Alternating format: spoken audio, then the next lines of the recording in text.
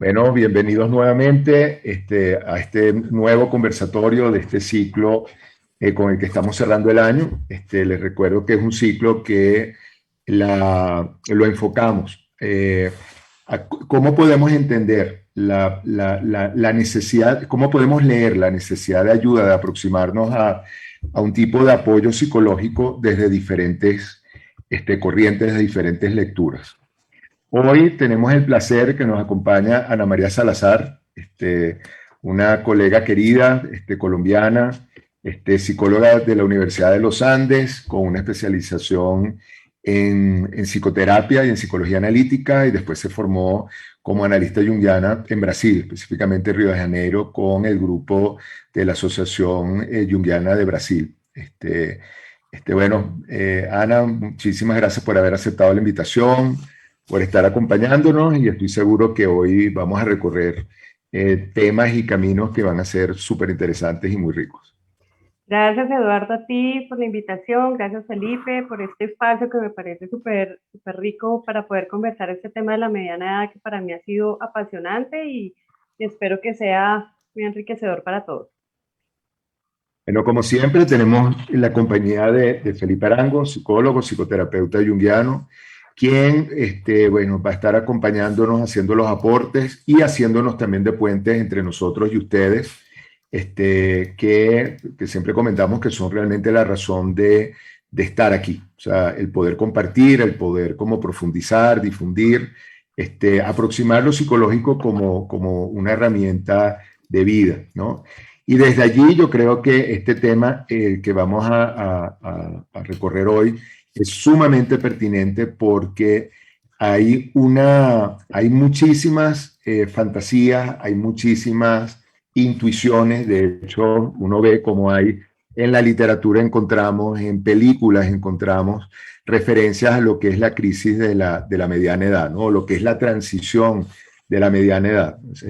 Para Jung era un punto de quiebre muy, muy importante, porque pudiéramos decir que hay un movimiento que de alguna manera es un equivalente a la adolescencia, así como nosotros tenemos una evolución biológica y una evolución de personalidad que en un momento hace un quiebre, hay como un alto y hay una profunda transformación.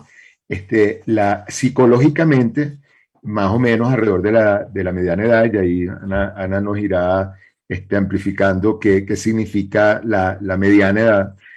También hay un movimiento psicológico muy importante que muchas veces significa un antes y un después.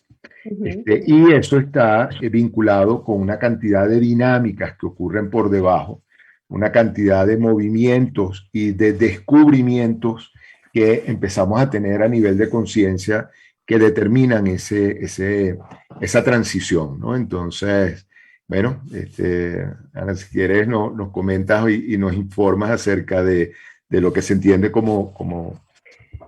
Sí, Eduardo, básicamente lo que tú mencionas para Jung fue una época de transición y él se refirió a la psicología del amanecer y a la psicología del atardecer como los dos grandes momentos de la vida, entendiendo la psicología del amanecer como todo el principio de la vida hasta la mediana edad, la infancia, la adolescencia, la adultez temprana, y después la psicología del atardecer, que es la mediana edad, la adultez madura, la vejez y la muerte.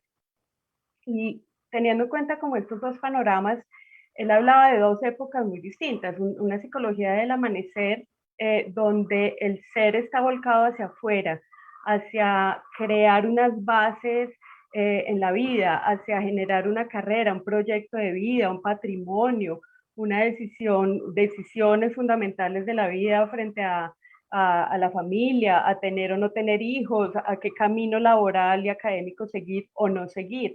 Es como toda esa construcción inicial y muy hacia afuera, generando el afuera como todo este movimiento.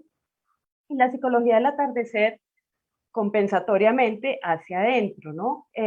Ya como esta mirada de integración, ya no de diferenciación, como sería la primera parte, sino como de integración de esos aspectos que antes no era posible, ¿no? Porque estábamos en esta construcción inicial, por llamarlo de alguna manera, Y viene esta psicología del atardecer, de mirar hacia adentro, de confrontarnos con el envejecimiento, con la segunda etapa, con la muerte, con la introspección, con la pregunta por la vida y por el lugar en la vida y lo construido. Entonces él hablaba de esas dos grandes etapas y en ese punto medio, en el cenit, este punto medio de la mediana edad, de la mitad de la vida, que en realidad es un periodo amplio cronológicamente hablando, porque la mitad de la vida y en general esta crisis se da, puede ser entre los 36, 37 años en general hasta los 50. Incluso la mitad de la vida cronológicamente va hasta los 59, porque desde los 60 ya se considera tercera edad. Entonces es un periodo bastante amplio, pero suele ser alrededor de los 40 que con mayor frecuencia se da esta confrontación, este movimiento de crisis, este movimiento de confrontación eh, muy asociado a esta etapa de los 40. Y ahí pues hay muchísimos temas que suceden, hay muchísimos aspectos que se mueven en esta etapa. Y en general, pues uno se pregunta, ¿y por qué? Pues, ¿por qué los 40? ¿Por qué no a los 30 o a los 50 o a los 78? No, pues primero, yo no uso mucho el término de crisis de la mitad de la vida, sino que me gusta hablar de crisis de la mediana edad, porque de hecho hay gente que me ha dicho, momento, pero es que si yo tuve la crisis de la mitad de la vida a los 40, quiere decir que a los 80 me muero. Y por supuesto que no, no es literal, ¿no? O sea, no es la mitad de la vida literalmente, no podemos ponerlo en esos términos, pero sí es la mediana edad, como si es ese momento, como decías Eduardo ahorita, como de transición que parece una adolescencia, pero ya en esta etapa.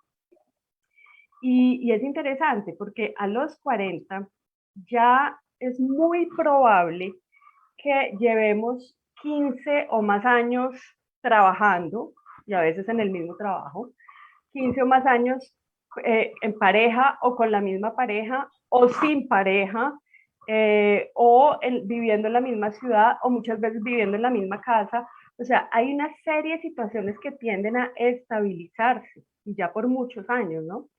Y esto sumado a que neurológicamente entre los 36 y los 40 años, estas redes neuronales están súper afianzadas, están ya muy establecidas, muy automatizadas las actitudes, las creencias, los comportamientos, las reacciones emocionales, o sea, esas redes neuronales están ya muy fuertes, ya muy consolidadas. Entonces, no quiere decir que no se pueda hacer nada, por supuesto que eso puede cambiar, pero ya hay toda una confluencia de situaciones, desde la estabilidad hasta el nivel neurológico, lo que sucede, que son un terreno súper fértil para eso que hemos oído mencionar como la crisis de la mediana edad, donde el individuo entra como en una situación de confrontación interna.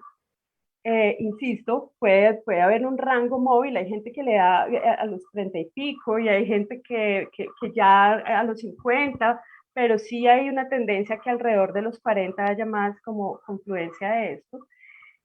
Y ahí se presentan una serie de síntomas, de manifestaciones, cómo ese mundo interno empieza a moverse y a tratar de generar un movimiento de salir de esa estabilidad y de salir de esas situaciones que llevamos tantos años viviendo y que de pronto ya no nos satisfacen y que de pronto ya sentimos que la cosa como que ya no es por ahí, ¿no? Yo te oigo y me surgen como dos imágenes y quizás como dos preguntas, ¿no?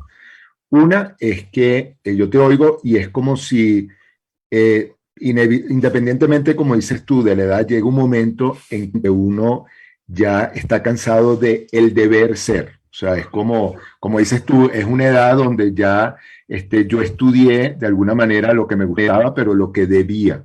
De alguna manera empecé a trabajar y estoy produciendo, pero desde que debo.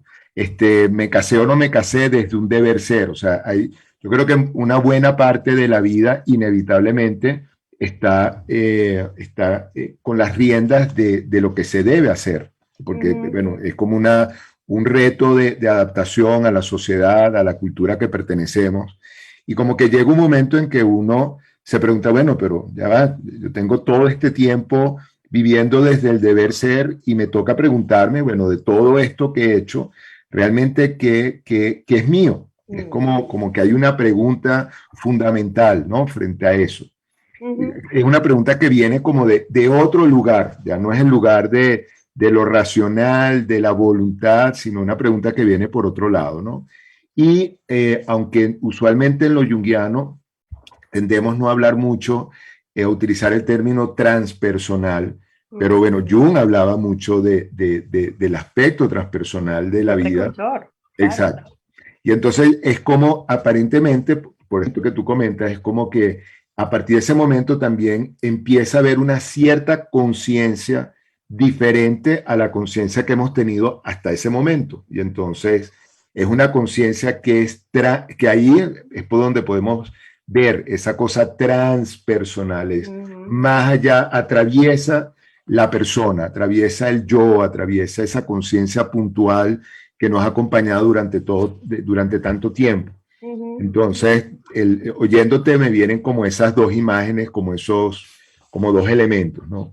Claro, claro, y tiene todo el sentido, porque mira que muchas veces esa necesidad transpersonal, esa pregunta que viene más allá de lo racional, como lo mencionas tú, pues viene muy a pesar de uno mismo. O sea, esto no es un tema cómodo, ni suave, ni bonito. No, esto viene, por eso se llama crisis, es decir, esto viene con una confrontación súper fuerte porque la tendencia, por supuesto, es a mantenerse en el lugar cómodo. El ego se quiere quedar en lo conocido, por supuesto, es que esa es la tendencia natural del ego. Y ahí hay una lucha interna y un cuestionamiento interno. Yo he identificado como tres grandes áreas que siento que se ven muy afectadas a nivel del mundo interno y otras áreas a nivel del mundo externo que las puedo abordar ahorita. Pero a nivel del mundo interno, yo he como identificado tres grandes áreas de movimiento en esta crisis. La primera área es la de vacío interno, la de vacío interior. Ahí es esta sensación de estancamiento, de vacío, de falta de motivación, de yo para qué me levanto cada día a lo mismo. De una pregunta que yo oigo muy frecuentemente en los pacientes que están en esta situación y en las personas que acompaño a través de mis cursos y todo esto, que están en esta situación de mediana edad. Y la pregunta es, ¿y eso era todo? Y eso era toda la vida, eso fue todo lo que logré, ya, o sea, después de toda mi vida, de todo este esfuerzo, y eso era toda la vida. Esa es una pregunta tan recurrente, pero tan recurrente, y lo increíble y que me gusta mucho de estos espacios es como que la gente se dé cuenta de, es que no solo te pasa a ti, es que este es un movimiento natural de la psique. Y esa pregunta es de lo más común que uno se puede encontrar por esta época, la sensación de una necesidad de quedarse en lo conocido, de volver a esa sensación de control. Es que a mí antes todo me salía bien, es que yo como era de seguro, de segura, es que a mí en los trabajos yo brillaba y es que ahora que no sé qué está pasando, ¿no? Es esa sensación de necesidad de volver atrás, y es todo este tema de la falta de motivación, del estancamiento interno, del estancamiento emocional, del para qué, ¿no? ¿Para qué? ¿Para qué? ¿Qué fue esto, no? ¿Qué vacío? Es ese vacío, ¿no? Eso en términos de vacío interior. Otro aspecto del mundo interno que se ve muy afectado, y aquí lo cuento a grandes rasgos, pero para mostrar como un poco qué es lo que se afecta, es el tema del proyecto de vida. Porque es que aquí es súper común que eso a lo que le apuntamos toda la vida, por lo que luché, por lo que estudié esta carrera, entre esta empresa, con este cargo, para poder ir ascendiendo hasta llegar a este lugar donde yo quería estar en un nivel directivo de una gran multinacional y lo logré. Y cuando lo logro digo, ya ese no es mi sueño, ya esto no me satisface. O sea, si soy completamente honesto conmigo mismo, pues la verdad es que yo ya no quiero esto. Y eso es muy duro. O sea, esto lo que genera es un miedo, una ansiedad, una angustia. Imagínate, uno haberle trabajado toda la vida a algo y después decir ya no quiero. o a una familia o un proyecto académico o de cualquier tipo. Y llegar a un punto donde uno dice, pero es que la verdad es que yo ya no me veo aquí. Eso es muy difícil y mucha gente se queda ahí en silencio.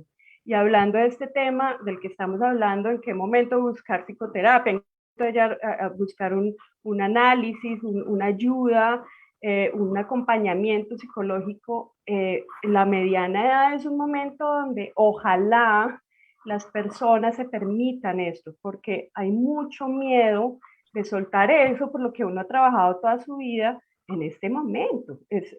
Y lo peor es que se empiezan a generar otras sintomatologías aún más complicadas desde ese silencio.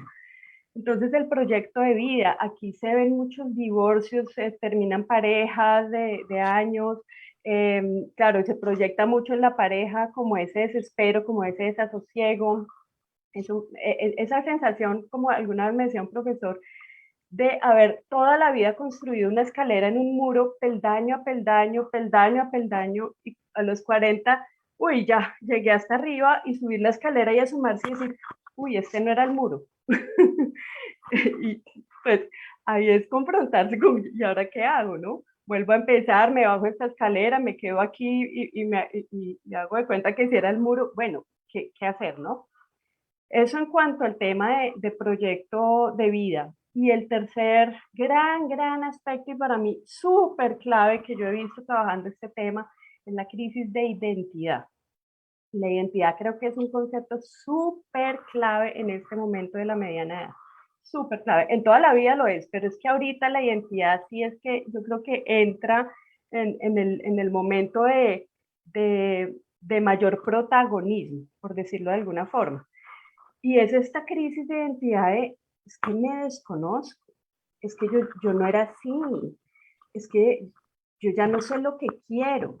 Esas son frases tan comunes, pero tan comunes, y son situaciones que tienen que ver con que, mira, pero es que yo era una persona que tenía todas mis cuentas organizadas, súper organizada con el dinero, y ahora me llega y me doy cuenta que tengo recibos vencidos. ¿Cuándo en la vida? Nunca. O yo era una persona que estaba feliz de salir y de estar con los amigos y de estar afuera, y ahora me quiero quedar en mi casa. Y eso tiene que ver con la pandemia, pero también es un movimiento compensatorio, ¿no? Hablándolo en términos jungianos, es cómo el inconsciente en este momento en especial, porque lo hace durante toda la vida, por supuesto, y esa es su principal función, pero cómo en este momento entra a compensar situaciones, aspectos de personalidad eh, que, que llevan tanto tiempo empoderados, por decirlo de alguna manera, que el inconsciente dice, ay, ya no más, un poco lo que tú decías al principio, oye, ya, pues ya, no más estar como complaciendo al mundo de afuera, complaciendo los mandatos familiares, sociales, culturales, ya, el inconsciente dice, mira, ya no más. Y el ego lucha, no, sí más, yo me quiero quedar aquí. Y el inconsciente dice que no, punto. Claramente el inconsciente tiene ahí todo el poder. Eh, y genera una serie de situaciones problemáticas que sacan de la zona de confort a la persona, que lo llevan a emociones que no había sentido, que lo llevan a que eso que había criticado toda la vida en otros ahora le pasa. Todo eso pasa, en este momento es muy normal que pase. Y eso por el lado del mundo interno. Por el lado del mundo externo también hay una serie de situaciones típicas y de sintomatologías típicas que para mí no son otra cosa que la necesidad de huir de esas manifestaciones del mundo interno, de ese vacío interior, de esa crisis de identidad, de ese proyecto de vida que se derrumba. Y hay varias categorías ahí y pues como a grosso modo, algunas de ellas tienen que ver, por ejemplo, con el cuerpo, ¿no? Con esta necesidad de mantenerse joven o de verse joven, el miedo a envejecer, porque además culturalmente tenemos mucho miedo a envejecer, a diferencia de una mirada oriental donde el envejecimiento es visto desde otro lugar. En Occidente no, en Occidente es visto como un problema, como un decaimiento, como un final, y tenemos mucho miedo a envejecer. Entonces en esta etapa es muy común que se den tratamientos estéticos, cirugías, mucha gente entra al gimnasio por primera vez en su vida en la mediana edad, pues allá a intentar, a intentar verse de una manera diferente, digamos, y aferrarse como a esa juventud que se queda atrás. Está el tema del mundo social, que es muy interesante desde las expresiones de lo externo, porque aquí suele darse una de dos manifestaciones pues, externas y que tiene que ver con que o tengo muchas ganas de ver gente y de encontrarme con un mundo social activo y de estar todo el tiempo con amigos y de ampliar mi vida social, o tengo una tendencia al aislamiento, a no querer saber, a no querer ver. Depende de cuál era la actitud anterior, ¿no? Porque siempre se trata de la compensación. Entonces, eso se da, aquí es muy común en ese tema social el tema de las infidelidades, del uso de todas estas herramientas tecnológicas para conocer gente por fuera. Todo eso es súper común, como un movimiento hacia salir de lo conocido, hacia romper con lo conocido. Está el tema de las experiencias nuevas y diferentes, entonces aquí es súper común como el viaje exótico, el más exótico de todos, pues irse a Capadocia, a una cueva, pues una cosa así como que nunca se había ni siquiera imaginado, o es muy común y yo lo veo tanto, es una expresión tan clara del inconsciente, el tema de las remodelaciones, remodelar la casa, remodelar la cocina, los baños, la oficina, o sea, remodelar, ¿no? Que no es otra cosa que una representación del inconsciente de la necesidad de renovarse, de cambiar hacia lo nuevo. Entonces hay remodelaciones. Todo esto se da. Las experiencias, la necesidad de experiencias fuertes. Hay gente que empieza a practicar deportes extremos a los 40 y pico. Entonces se botan en bungee jumping y no sé qué, un montón de cosas, y todo eso es válido, es decir, está bien, porque es una necesidad, pero ahí es qué hacemos con eso, si lo hacemos desde un lugar de conciencia y entendiendo qué hay detrás, o si seguimos ahí, digamos, automáticamente que así adelantando la cosa, nunca será suficiente. O sea, desde ahí nunca será suficiente. No se va a solucionar desde ahí claramente. Pero es eso, las compras compulsivas, los objetos, ¿no?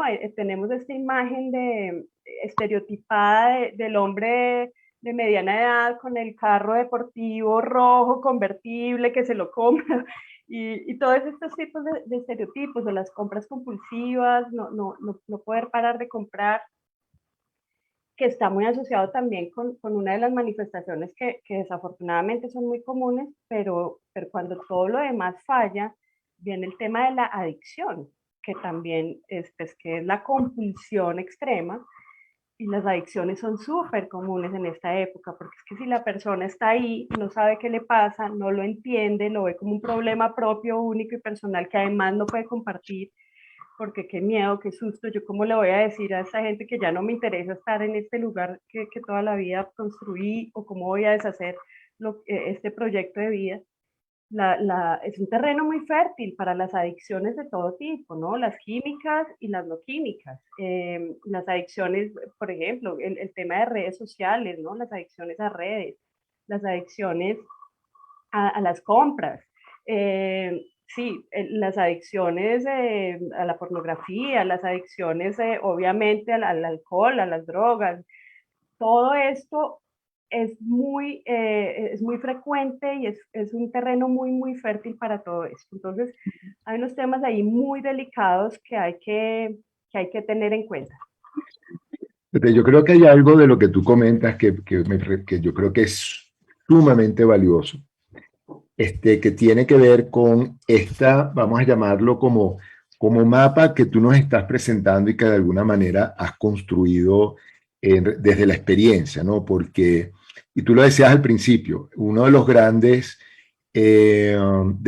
inconvenientes de poder sobrepasar esta situación, esta transición, es el gran miedo que hay a salir de la zona de comodidad y que está muy vinculado con un movimiento inevitable de quién soy yo, oyéndote, hay un punto que yo creo que es muy, muy importante, que es precisamente esta transición muchas veces nos está empujando a un terreno nuevo, a un terreno desconocido, a un terreno que es diferente a lo que yo he sido toda la vida o en el que me he reconocido toda la vida.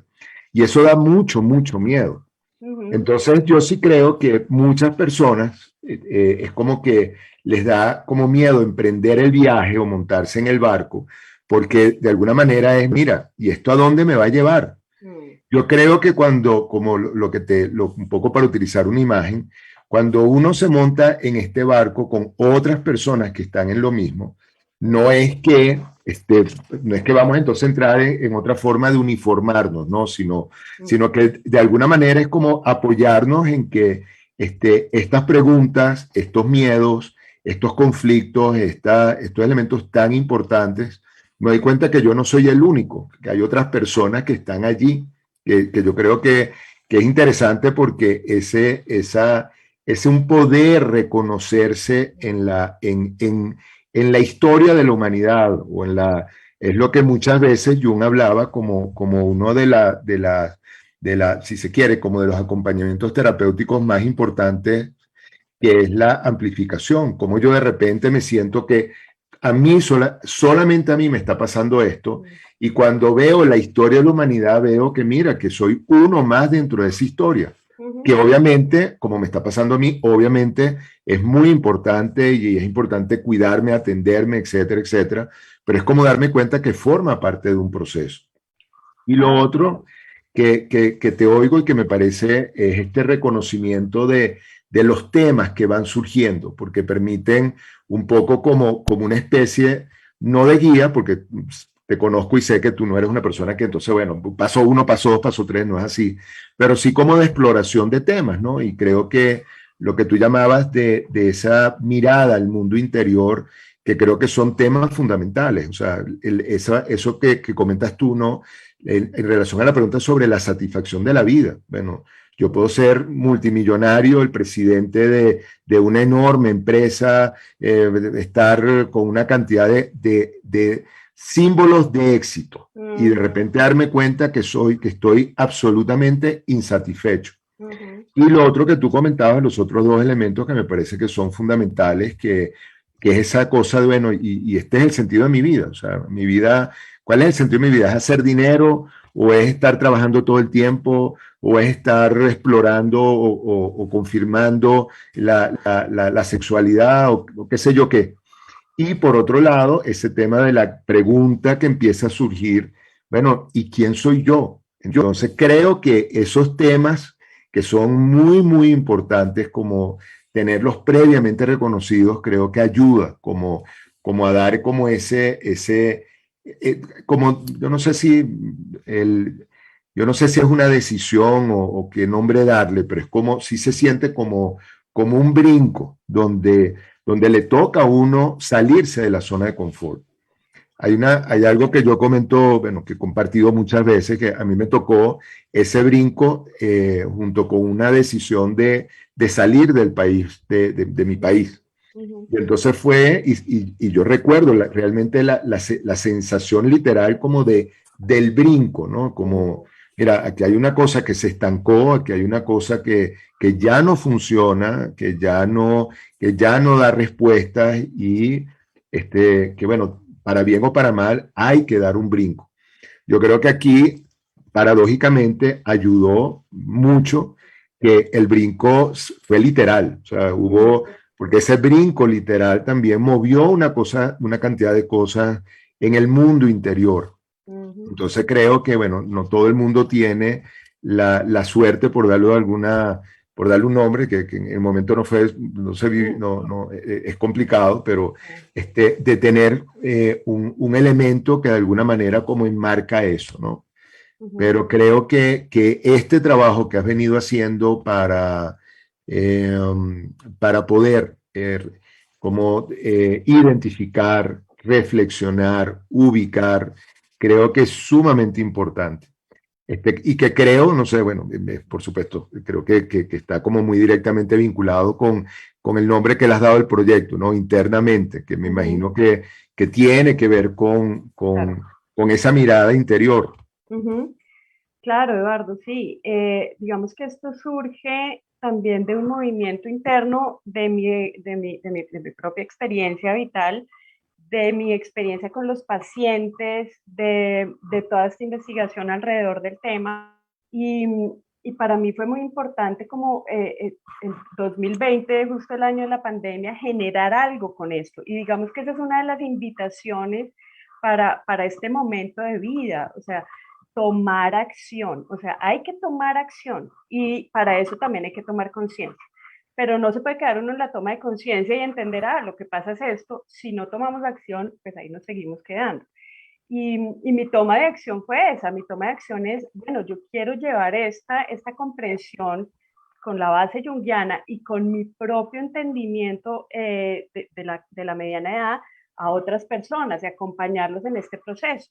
Y de ahí surge mi página que se llama internamente, como tú dices, internamente.co, y que se ha convertido en una plataforma de diferentes cursos y talleres que vengo dictando, donde está incluido este de la mediana edad, que se llama precisamente cómo aprovechar al máximo los 40, y donde desarrollé una metodología, donde acompaño a la gente a que identifique esos temas que están pidiendo pista.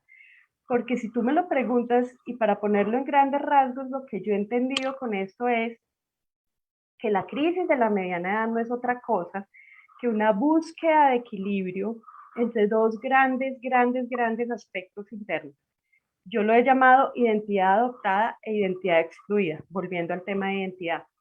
¿Y qué es la identidad adoptada? La identidad adoptada para mí es todos esos aspectos de personalidad que desarrollamos desde niños para adaptarnos al entorno donde crecemos, sea cual sea, para adaptarnos a los mandatos familiares, a los mandatos culturales, para tener un lugar, para ser vistos. Esos son, digamos, los componentes que generan esa identidad personal y esa identidad que adoptamos para adaptarnos y para poder sobrevivir en ese entorno, sea cual sea. Y por otro lado, el opuesto a eso es lo que yo llamo identidad excluida. O sea, todos los aspectos que no fueron permitidos, que lo que se excluye de esta identidad adoptada, lo que no estaba bien visto, lo que no hacía parte de nuestra familia, lo que culturalmente no se podía, pero que también somos. Es que ese es el tema con la identidad y con la mediana edad. Y para poner un ejemplo y aterrizar esto, porque me gustan los ejemplos porque nos permiten como hacerlo concreto y tangible.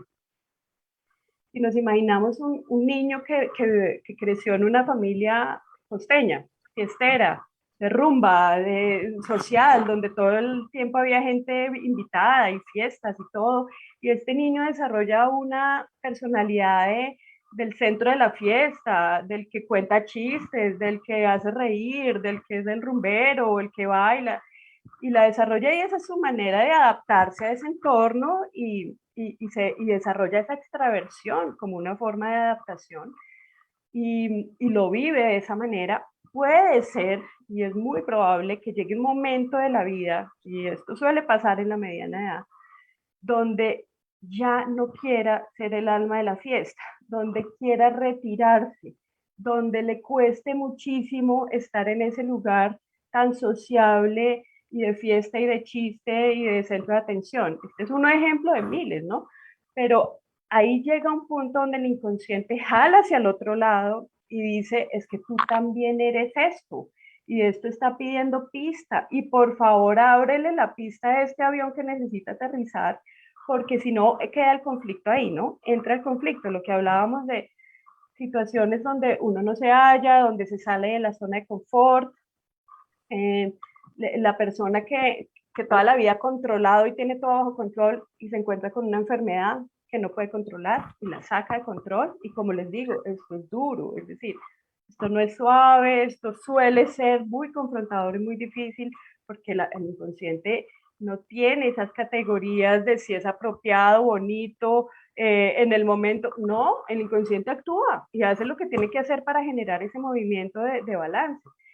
Eh, y así es. Entonces esas categorías son de la conciencia, no del inconsciente. Entonces lo saca de ahí por medio de una enfermedad. O la persona que toda la vida dijo, no, yo no quiero compromisos, yo no quiero familia, yo no quiero hijos, yo quiero ser libre. Y llega un punto donde se confronta y dice, yo sí quisiera una familia y sí quisiera comprometerme. Y eso es confrontador.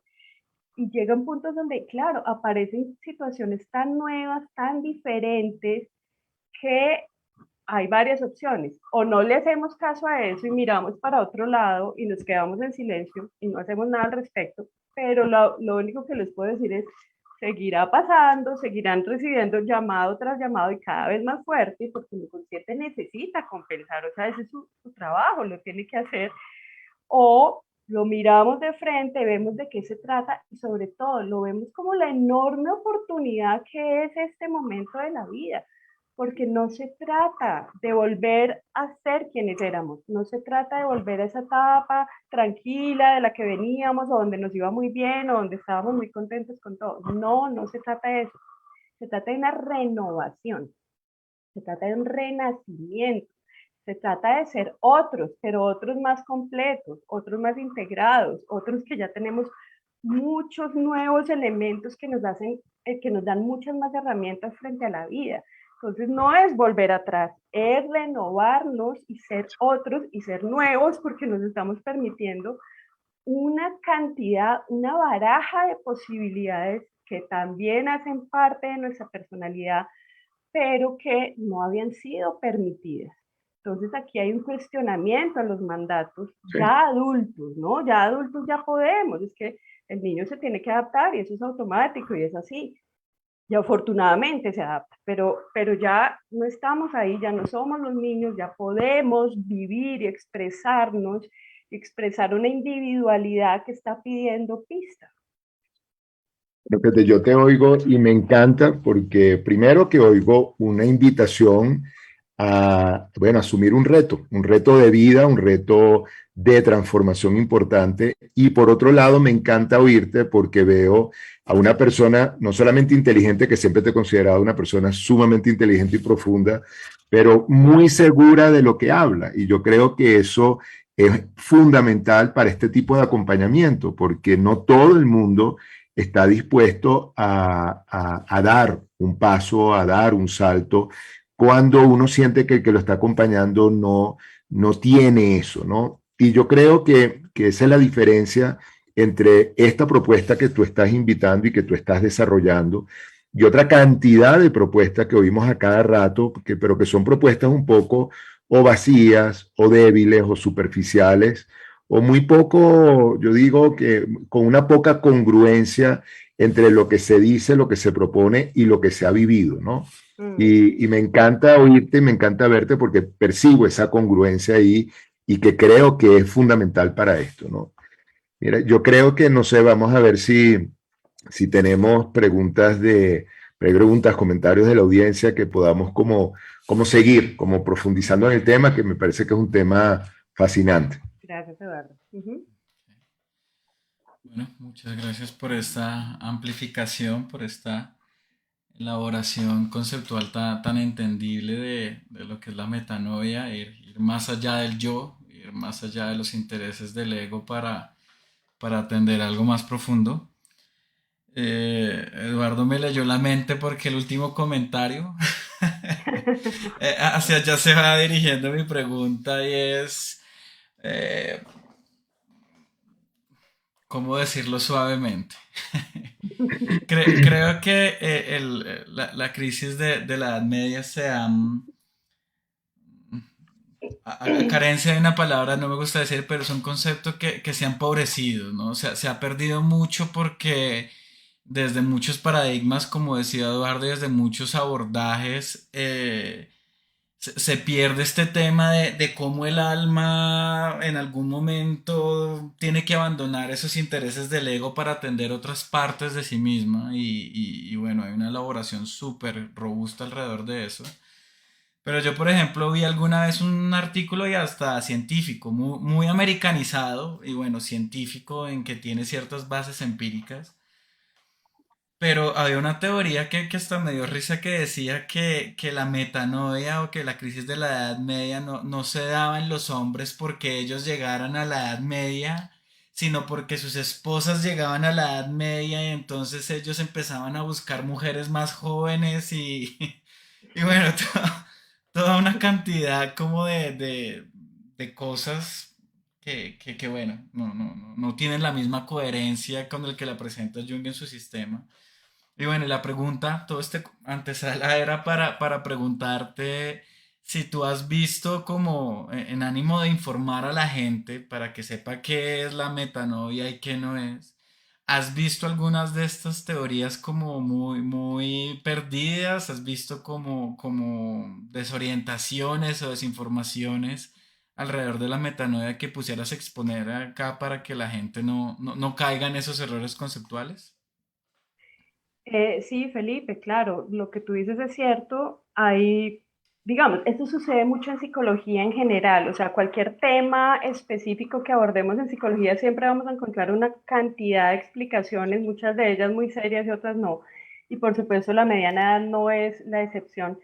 Y mira, mi mirada frente a esto es, esta es una de muchos abordajes, basado por supuesto en la mirada junguiana y una de las muchas posibles, ¿no? De ninguna manera yo diría que este es el único abordaje, digamos, válido, porque pues sería absurdo de mi parte decirlo, pero lo que sí digo es cualquier teoría que no entre a entender qué pasa desde el mundo interno y se quede en las manifestaciones externas se va a quedar corta, se va a quedar corta. Es decir, si no entendemos que hay un inconsciente jugando una función de compensación, que hay unos mandatos y creencias familiares y unas situaciones de adaptación desde la infancia que nos llevan a estructurar nuestra identidad, si no entendemos que llega un punto de la vida donde necesitamos ampliar ese espectro, no vamos a tener una respuesta ni vamos a tener un abordaje que nos permita elaborar más allá,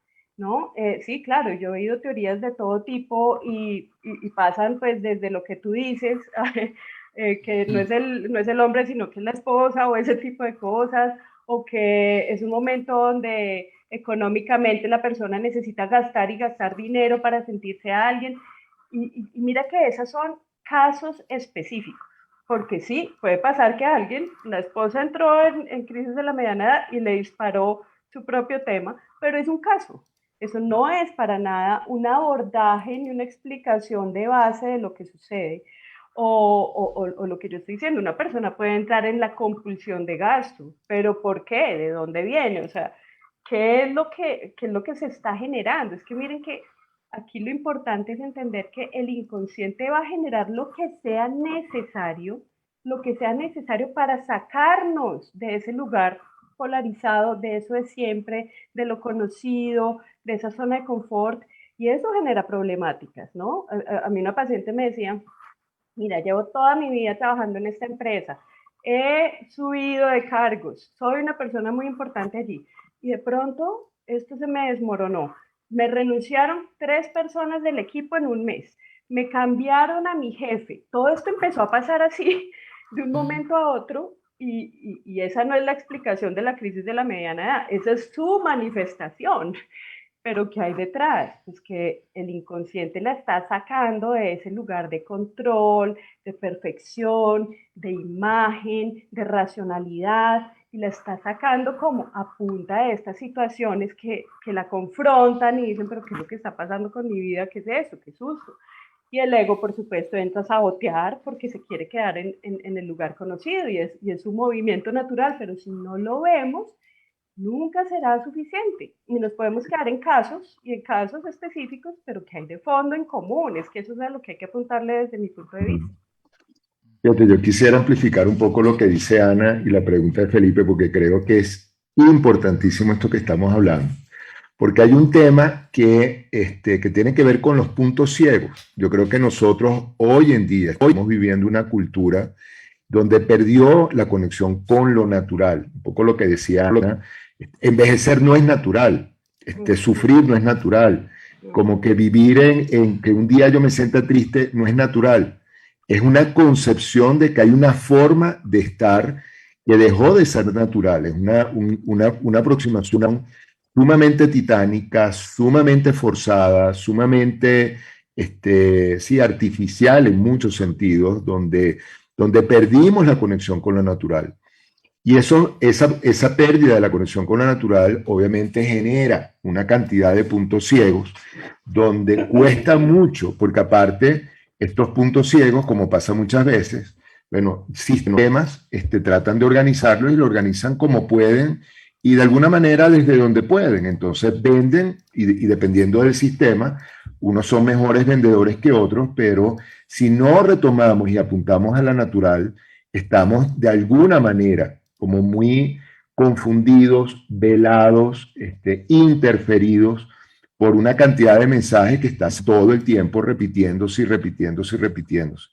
Y de eso no escapan los sistemas psicológicos. Entonces, vemos cómo, bueno, hay sistemas que pueden ser muy interesantes y pueden ser muy coherentes en el planteamiento, pero al no estar conectados con lo natural, nuevamente terminan siendo como impulsores o terminan siendo como validadores, si se quieren, de este camino perdido, por darle un nombre. Entonces creo que esa pregunta es muy importante y lo que comentaba Ana creo que es fundamental. Pues. Y nuevamente eso que Ana nos ha repetido a lo largo de la noche, que es en el inconsciente hay una sabiduría que podemos llamar como un instinto psicológico que por más que queramos callar, va a estar ahí y va a estar hablando y nos va a estar gritando y mientras más tratemos de no oírlo, más fuerte nos va a gritar. Entonces, creo que esa parte también es súper importante. Ujú. Bueno, muchas gracias por sus respuestas. Vamos a seguir con la primera pregunta de la audiencia. Armando Skynet Muñoz pregunta, en la depresión durante la vejez, por cuestiones de imagen, ¿qué papel juega el ideal del yo?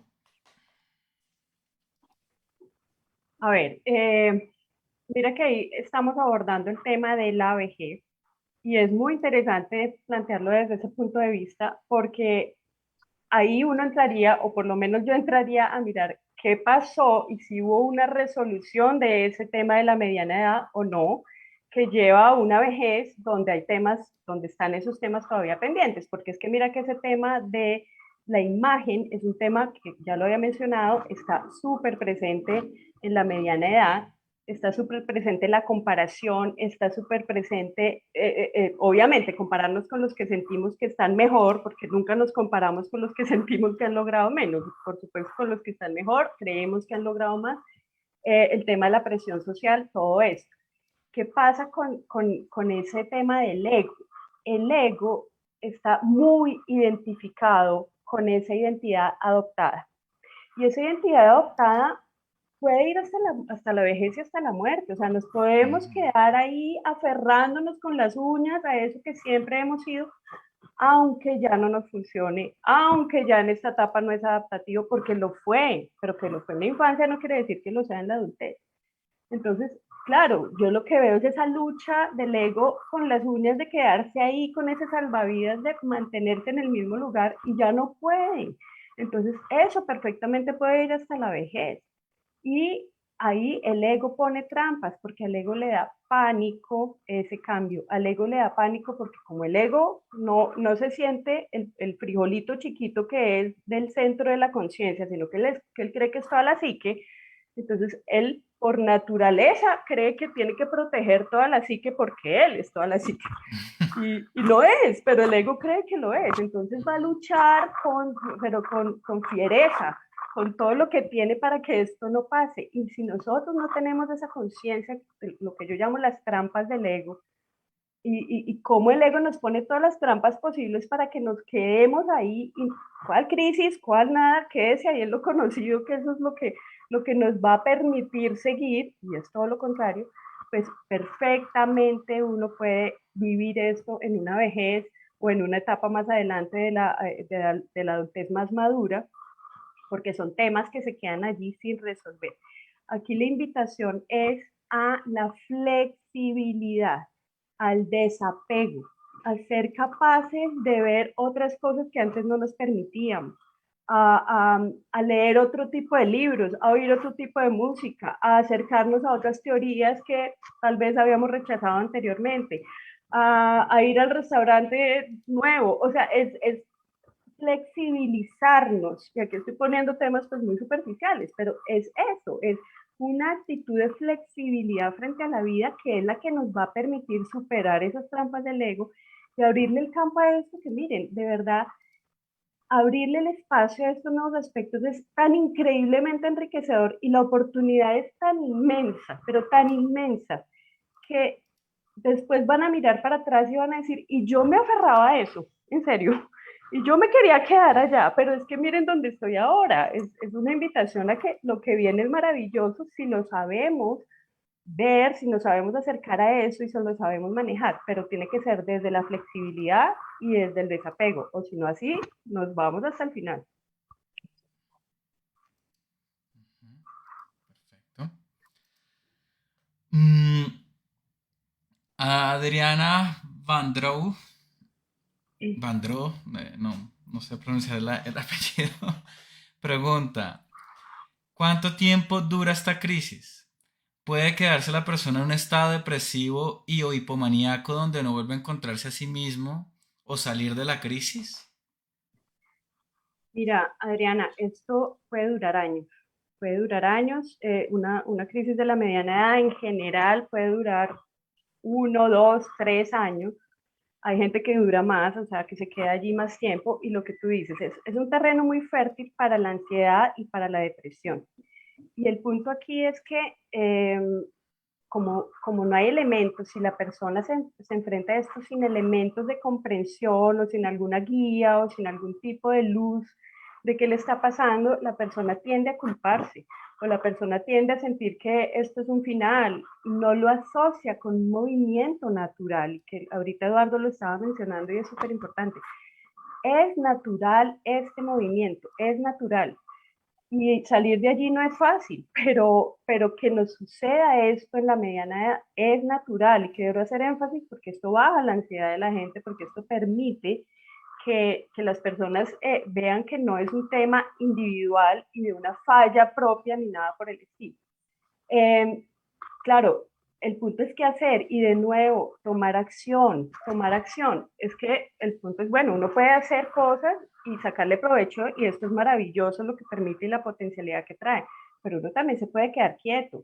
Y la tendencia es al empeoramiento de los síntomas, y la tendencia es no a la resolución automática de las cosas, sino que haya un agravamiento. Y si es un caso de depresión, pues con mayor razón hay una necesidad de toma de acción desde ahí, porque pues ya son síntomas que se empiezan a agravar y ya empiezan a pasar a otro nivel. Pero por favor no esperen que esto se resuelva solo. No esperen que esto mágicamente pase, porque ahí también hay una tendencia, no, eso se me pasa, es una etapa. Sí, pero a ver, ¿qué hay detrás de todo esto? ¿Qué te está diciendo tu inconsciente? ¿Para qué te está generando estos movimientos? Y tomar acción desde ahí. Y tomar acción puede ser buscar ayuda, tomar acción puede ser empezar un proceso analítico, psicoterapéutico, o informarse, o empezar a leer del tema, o meditar. Es decir, los caminos son múltiples, pero la psique está buscando salida y se la tenemos que proporcionar. Yo quería complementar eso que dice Ana María, que es tan importante con una imagen. Primero porque hay muchas personas que le tienen miedo a la palabra depresión o a la palabra agitación, ¿no? Y es como, y le tienen miedo porque efectivamente nos ha costado mucho verlo como parte de los procesos naturales. De nosotros, si nosotros tuviéramos conciencia y memoria de lo que es el antes y después del nacimiento, lo que es la vida uterina y el proceso de nacimiento a la vida extrauterina, bueno, el momento del nacimiento sería terrorífico. O sea, nosotros pasamos de un estado pleno, estable, ideal en el útero de nuestra madre y de repente, de un momento a otro, empezamos a sentir Bueno, que el mundo se acaba, pues fin de mundo. O sea, primero desaparece el líquido amniótico, entonces quedamos como, bueno, ¿qué es esto? Y empieza una cantidad de contracciones cada vez más rápidas, cada vez más presentes. Hay una sensación de que algo obviamente terrible tiene que estar pasando. Y después, además, cuando terminamos de salir, hay una experiencia que nunca habíamos tenido, que es de, me voy a morir. Eso, si tuviéramos conciencia de lo que está pasando. Obviamente no hay conciencia, no hay memoria, no hay lenguaje para poder reconstruir eso. Pero de alguna manera, psicológicamente hablando, el proceso de transición de la mediana edad está vinculada con eso. Nosotros estamos en un momento de lo que esto llamamos zona de confort. No es esa ideal de que estamos en el útero, porque muchas veces hay personas que establecen zonas de confort en situaciones de mucha insatisfacción o muy tóxicas, e igualmente zonas de confort que les cuesta moverse, pero el movimiento hacia eso tiene una cantidad de elementos emocionales que van a suceder y que es importante como saber, primero saber que van a suceder y después saber nuevamente que son aspectos naturales del vivir. Sí creo, un poco apoyando lo que dice Ana, sí creo que algo que a todos nos pasa, bueno, si esto me da mucho miedo o si esto me da mucha ansiedad porque desconozco lo que está pasando, porque quiero piso, porque hay veces que hay una sensación de que perdí completamente el piso y las referencias, bueno, vamos a buscar acompañamiento, vamos a buscar información, vamos a buscar ayuda. Y en ese sentido, como permitirse, como explorar las diferentes propuestas. Porque hay algo que yo digo, mira, hay propuestas que son muy hacia la cabeza, hacia lo racional. Hay otras propuestas que son muy emocionales, hay otras propuestas que son más existenciales, hay todo tipo de propuestas y todas son válidas. Entonces, pero lo que sí creo que es importante es no tenerle tanto miedo a ese tema de la depresión, ¿no? Hay personas que un día se sienten medianamente tristes y ya entran en pánico de como que llegó una depresión y que tiene que ver con esto que hablábamos de unas referencias que no existen de unos ideales de vivir. O sea, entonces el ideal de vivir, uno se mantiene eternamente joven, eternamente bien físicamente, eternamente feliz, eternamente satisfecho. Y resulta que no, la vida es mucho más mediocre, con todo lo que significa la mediocridad, y entendiendo la mediocridad como una forma de estar que vale, que es valiosa y que vale porque es posible, y que da satisfacción y que da bienestar y que da una cantidad de cosas.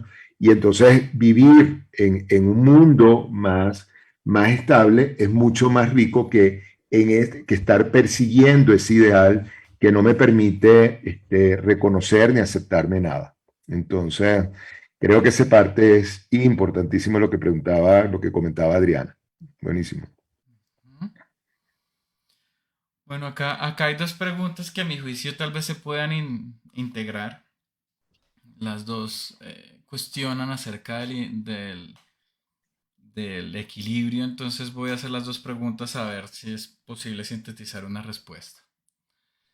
El Samaria Ra pregunta, bueno, ¿en qué momento se logra un equilibrio pues en este proceso? Y Mariam González pregunta, cuando se pasa a la edad media y se entra a la tercera edad, ¿cuál es el equilibrio? Ya que hay situaciones que no se pueden hacer y no aceptan y que ya se está moviendo a otra etapa de la vida. Entonces Ok, creo que la pregunta es ¿cuándo se logra el equilibrio y cuándo se logra el equilibrio en esa transición de pronto a la otra etapa? ok, yo creo que aquí hay algo muy importante de puntualizar y es que no todos los aspectos de nuestra identidad adoptada van a cambiar. O sea, nosotros no vamos a pasar de ser unos a ser el opuesto, ni mucho menos. Y no se trata de eso, es que no sería adaptativo, por supuesto. Se trata de esos aspectos que ya no nos funcionan, que ya no son adaptativos, que ya no nos sirven. Esos son los que hay que mover, esos son los que hay que permitir lo nuevo. A ese equilibrio me refiero. Una persona que pasara de ser A ser B de una manera pendular en la mediana edad, pues estamos hablando de un movimiento psicopatológico. No es eso a lo que le apuntamos, ni mucho menos. No es un cambio de identidad del cielo a la tierra de un día para otro, ni mucho menos. Entonces, ¿qué es el equilibrio? Es equilibrar la identidad adoptada con la identidad excluida, porque no vamos a dejar muchos de esos aspectos que tenemos y que traemos desde la crianza y que siguen siendo positivos y adaptativos y que claro que traemos cosas muy buenas de nuestra familia, de nuestro entorno, de nuestra cultura y que nos siguen funcionando y permitir la entrada de estos otros nuevos aspectos que son potencialidades de nuestro ser y que ahí están. O sea, Jung decía que la segunda mitad de la vida es vivir quienes somos potencialmente. Y yo creo que eso es la gran claridad de qué es lo que viene. Entonces, ese es el equilibrio y para mí la crisis de la mediana edad es el conflicto entre estas dos identidades y la necesidad de la identidad adoptada de quedarse donde está y no moverse y el ego custodiándola y la identidad excluida tocando la puerta, por favor ábranme y el inconsciente generando ese movimiento. Entonces, ese es el balance al que me refiero. No se trata de abandonar totalmente ni quienes hemos sido, ni los aspectos positivos, pero sí lo que ya no nos sirve, lo que ya no nos funciona, ya hay que dejarlo atrás para darle una vuelta a esto y poniéndolo de nuevo en casos concretos para no quedarnos como tan mercuriales y tan en la estratosfera.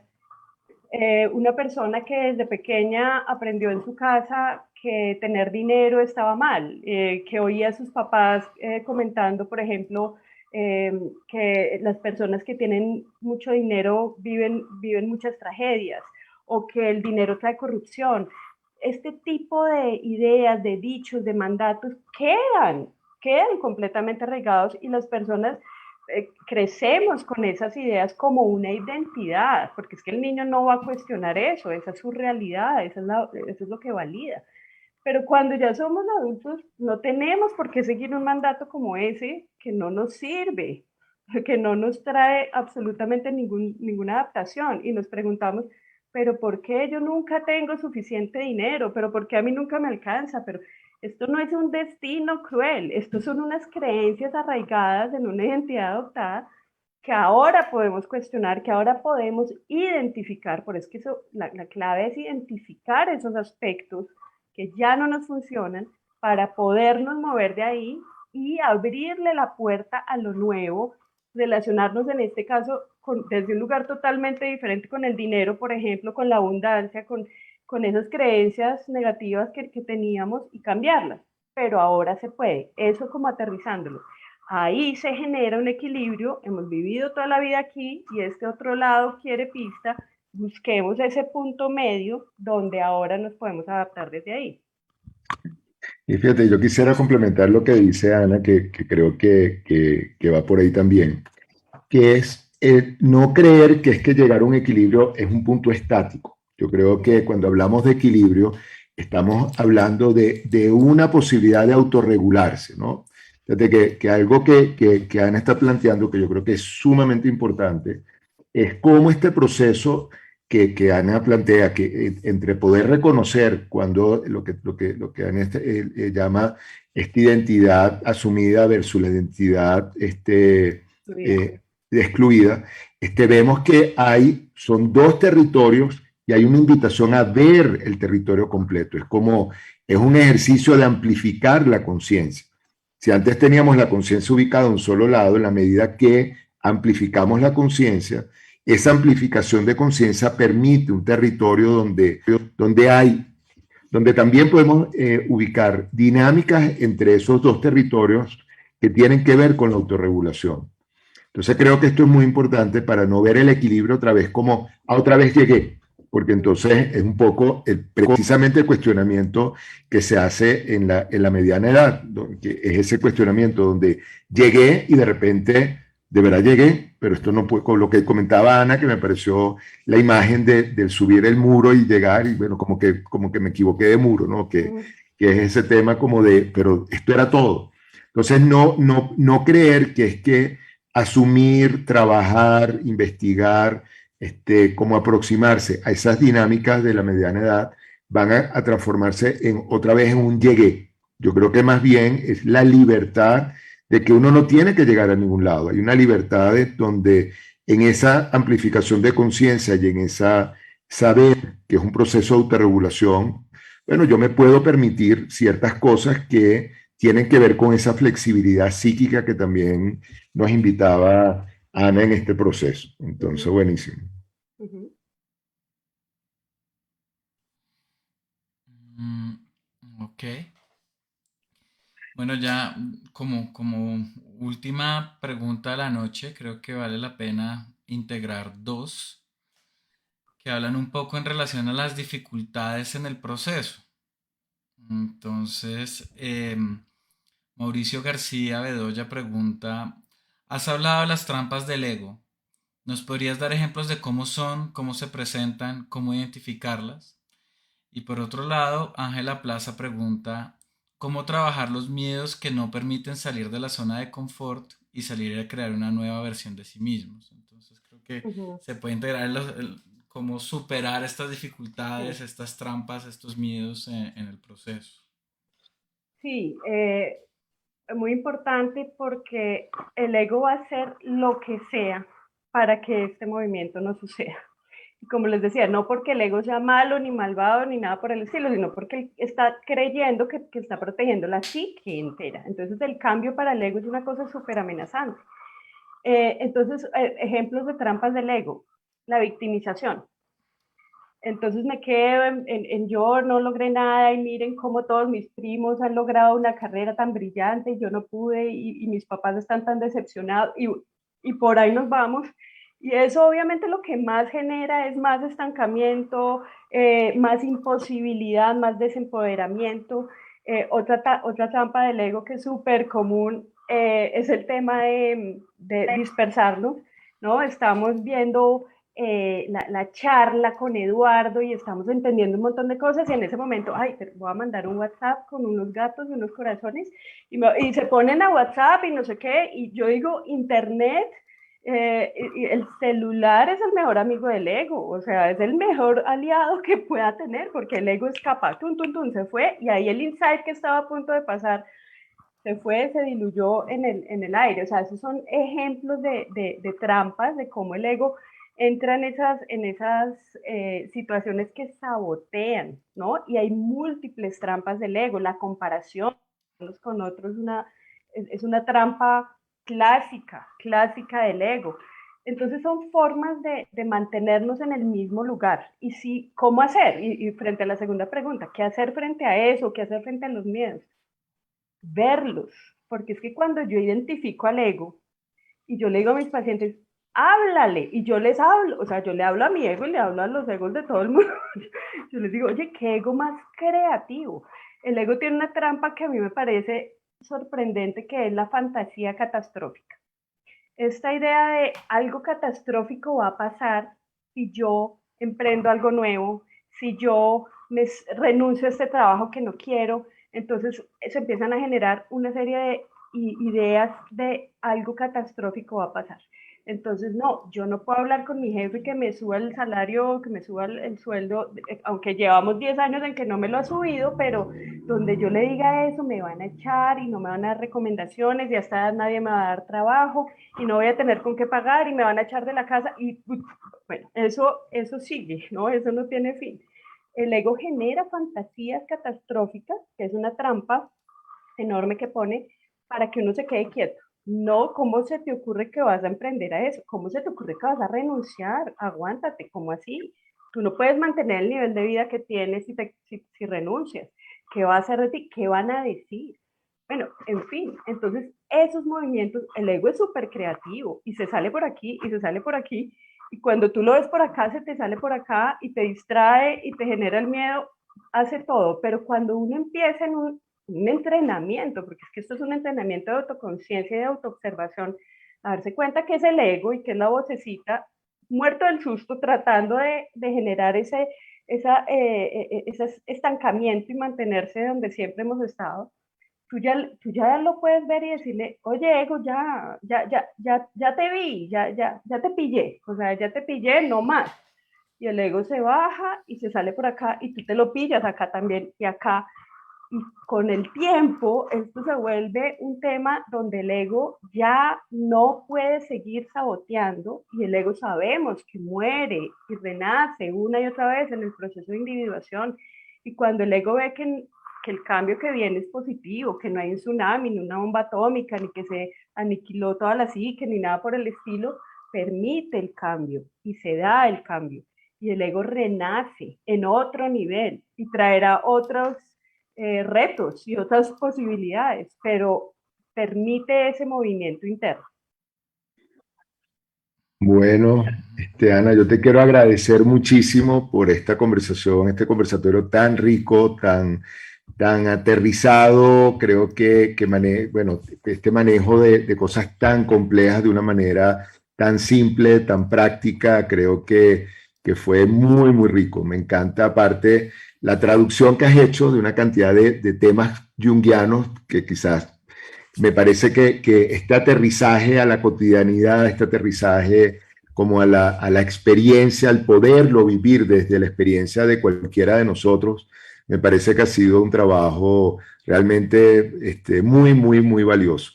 Y me encanta compartir, que estemos compartiendo bueno, sí, como este llamado también a llevar como estas cosas tan complejas como poderlas así como llevarlas a más personas, que no tienen que ser personas expertos en el área, ni tienen que ser profesionales del área, sino ver cómo esto forma parte de nuestra vida, de nuestra cotidianidad, y que a la medida que lo reconocer, que lo podemos ver, empezamos a reconocerlo alrededor. Entonces te agradezco muchísimo, de verdad, por haber aceptado la invitación y habernos acompañado en este conversatorio tan, tan rico. Gracias a ti, Eduardo, Felipe, fue un espacio muy, muy rico, muy agradable y me encanta pues que estamos muy alineados con esa búsqueda de traer estos temas para que la gente tenga herramientas, para que la gente se dé cuenta de que estos son movimientos naturales y que sí se puede hacer mucho al respecto.